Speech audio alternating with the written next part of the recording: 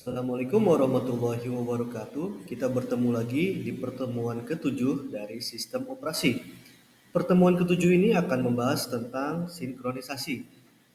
Tujuan pembelajaran setelah mencapai materi ini, kalian dapat menguasai satu, menemukan solusi untuk masalah bagian kritis, mengilustrasikan solusi berbasis perangkat lunak klasik untuk masalah bagian kritis dengan solusi Peterson software perangkat lunak, mengeksplorasi solusi lain untuk masalah bagian kritis menggunakan teknik mulai dari perangkat keras, mengetahui kunci mutex alat synchronize yang paling sederhana, mengetahui cara yang lebih canggih yaitu proses semapur untuk menyinkronkan aktivitas.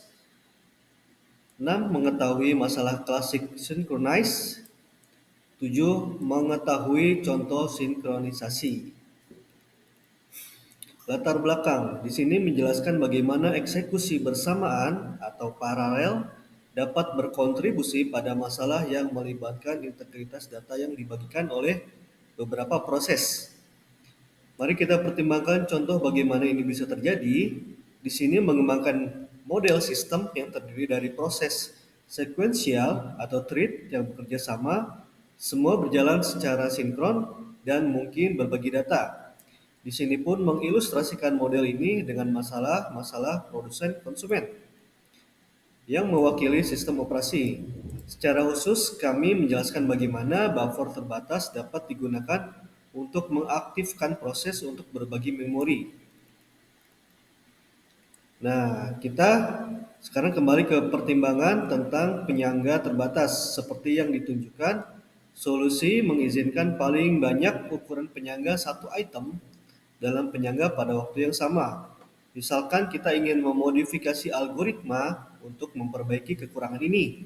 Satu kemungkinan adalah menambahkan penghitung variabel integer diinisialisasi ke 0.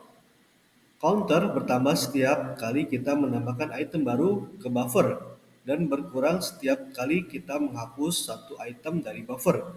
Kode untuk proses produser dapat dimodifikasi sebagai berikut.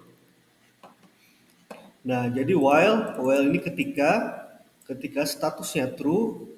Nah, di sini ada keterangan produce an item in the next produce. Dia memproduksi item di dalam produksi selanjutnya. While itu ketika counter itu sama persis dengan buffer size, dia tidak melakukan apapun, do nothing. Buffer yang masuk sama dengan next produce yang masuk ditambah 1, kemudian dikalikan persen dari buffer size. Counter plus plus ini maksudnya dia bertambah terus, jadi ditambah terus buffernya itu. Kode untuk proses konsumen dapat dimodifikasi sebagai berikut. While ketika true prosesnya, ketika counter sama dengan persis 0, dia tidak melakukan apapun.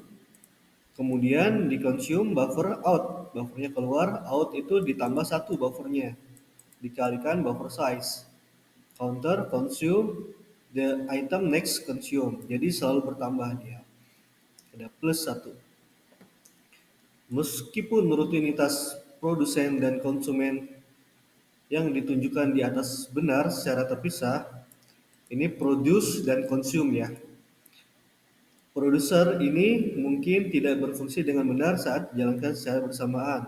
Sebagai ilustrasi, misalkan nilai penghitung variabel saat ini adalah 5, dan bahwa produsen dan proses konsumen secara bersamaan mengeksekusi pernyataan penghitung plus, jadi ditambahkan terus, dan penghitung minus. Setelah dieksekusi dua pernyataan ini, penghitung variabel mungkin 4, 5, atau 6. Namun satu-satunya hasil yang benar adalah counter sama dengan 5, yang dihasilkan dengan benar jika produsen dan konsumen mengeksekusi secara terpisah. Dapat ditunjukkan bahwa nilai penghitung mungkin salah sebagai berikut. Perhatikan pada pernyataan counter plus. Dapat diimplementasikan dalam bahasa mesin pada mesin biasa sebagai berikut. Register 1 sama dengan counter, register 1 sama dengan Register 1 ditambah 1, counter itu sama dengan register 1. Di mana lagi register 2 adalah salah satu register CPU lokal, meskipun register 2 dan 1 mungkin merupakan register fisik yang sama. Katakanlah akumulator, bahwa ini register akan disampaikan dan dikembalikan oleh pengendali interupsi.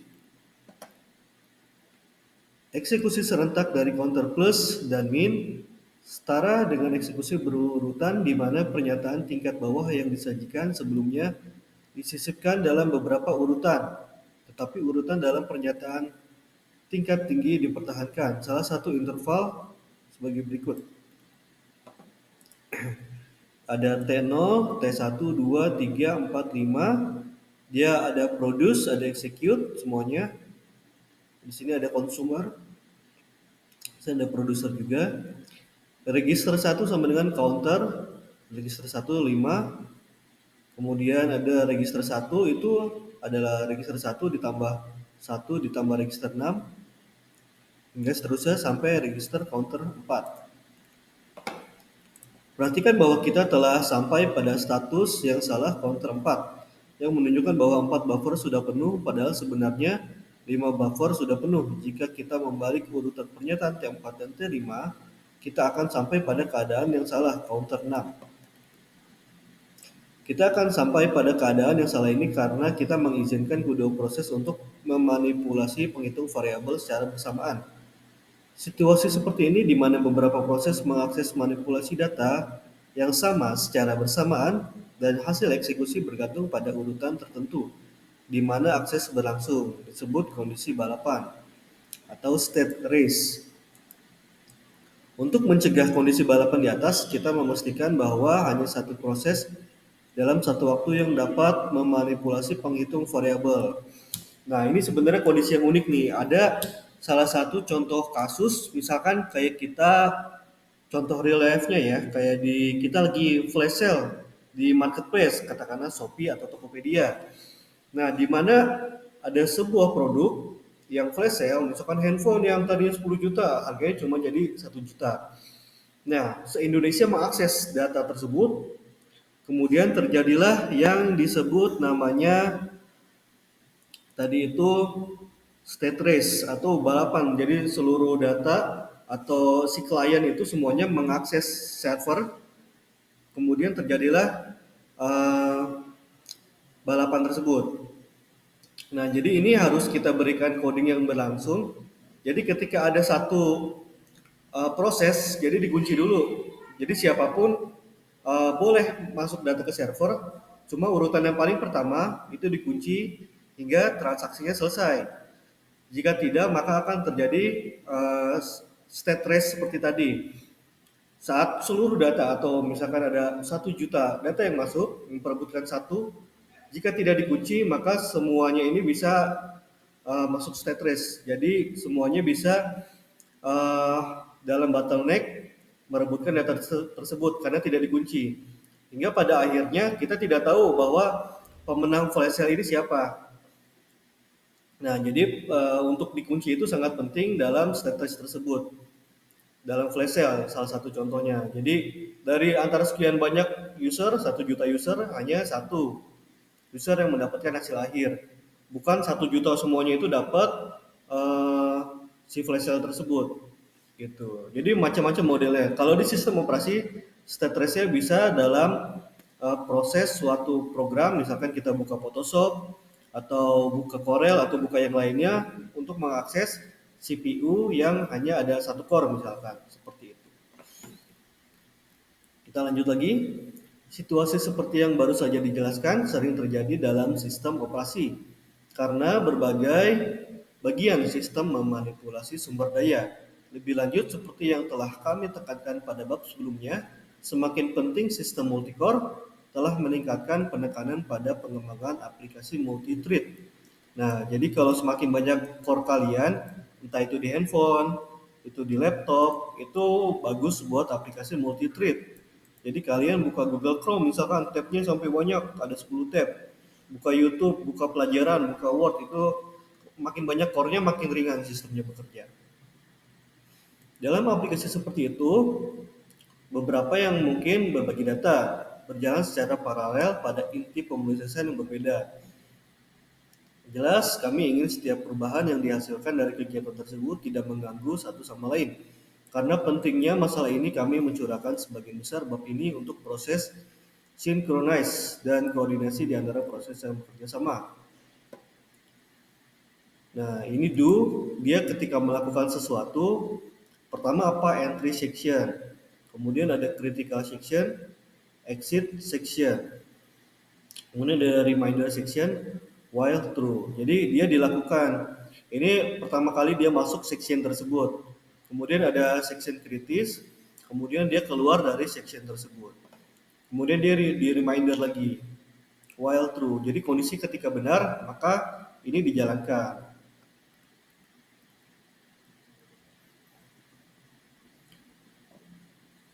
Kemudian selanjutnya adalah masalah critical section. Kami memulai pertimbangan kami tentang synchronize, proses dengan mendiskusikan apa yang disebut masalah bagian kritis. Pertimbangan sistem yang terdiri dari N proses, P0, P1, Pn, Min1. Ini N ini maksudnya kita pengen tentukan ya N-nya berapa. Misalkan kita ada N-nya itu 30. Jadi dari 1, 2, 3 sampai 30 itu bisa diulang terus begitu prosesnya. Setiap proses memiliki segmen kode yang disebut bagian kritis, di mana proses tersebut dapat mengubah variabel umum, memperbarui tabel, menulis file, dan sebagainya. Fitur penting dari sistem ini adalah ketika satu proses dijalankan di bagian kritis, tidak ada proses yang lainnya yang diizinkan untuk dijalankan di bagian critical section. Artinya tidak ada dua proses yang dijalankan di bagian kritis pada saat yang bersamaan. Masalah dengan kritisnya adalah merancang protokol yang dapat digunakan proses untuk bekerja sama. Setiap proses harus meminta izin untuk masuk ke bagian kritis. Bagian kode yang mengimplementasikan permintaan ini adalah bagian entry. Bagian kritis dapat diikuti oleh bagian keluar atau exit section. Kode yang tersisa adalah bagian sisanya. Struktur umum dari proses khas PI ditunjukkan pada gambar 7.1. Bagian entry dan bagian keluar diapit kotak untuk menyorot segmen kode yang penting. Solusi untuk masalah kritis harus memenuhi 3 persyaratan berikut. 1. Mutual exclusion. Jika proses PI dijalankan di bagian kritis, maka tidak ada proses lain yang dapat dijalankan di bagian kritis. Yang B. Progress. Jika tidak ada proses yang dijalankan di bagian kritis, dan beberapa proses ingin memasuki bagian kritis, maka hanya proses yang tidak dijalankan di bagian sisanya yang dapat berpartisipasi dalam memutuskan mana yang akan memasuki bagian kritis. Selanjutnya, pemilihan ini tidak dapat ditunda tanpa batas waktu. Ada bounded waiting, ada alasan atau batasan pada beberapa kali proses lain diizinkan untuk memasuki bagian kritis. Setelah suatu proses membuat permintaan untuk memasuki bagian kritis, dan sebelum permintaan itu dikabulkan.